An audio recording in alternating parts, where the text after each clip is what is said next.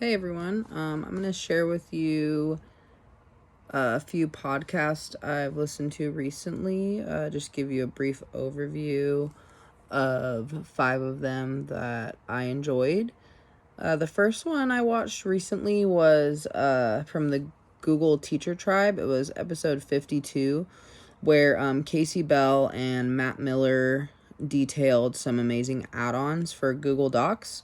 There was several great ones on there that are worth checking out. The one that was most noteworthy to me was the read and write toolbar for Google Docs, which is actually an extension, but it can be used sort of like an add-on for Google Docs. It includes 4 different highlighter colors that can be used on your doc and then transferred to a new doc.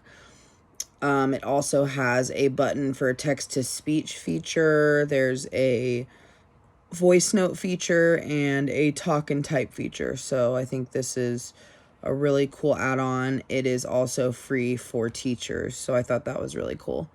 Another podcast I watched was from House of EdTech. It was episode 206.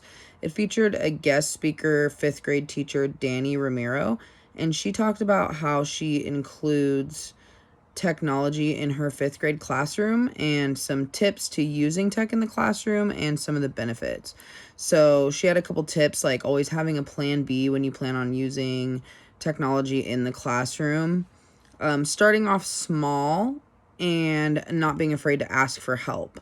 And she shared how technology has made her and her students more creative, and how technology has allowed her students to express themselves in their own unique ways. So I thought that was really cool. And also how trying new things helps students learn that it is okay to take risks. And then the third one I watched was from a podcast called Every Classroom Matters. And I watched an episode called 4 Powerful Ways to Teach Your Students Through Play.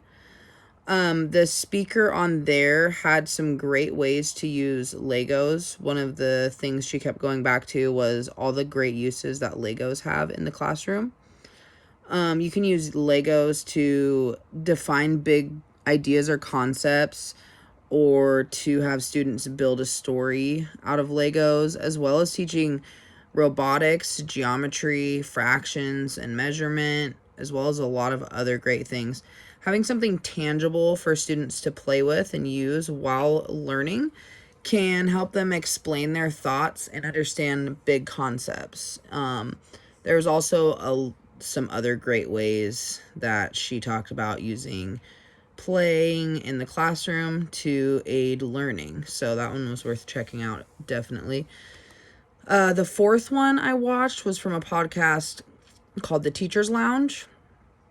The speaker, Amy Shepard, did some talking about proactive parent communication.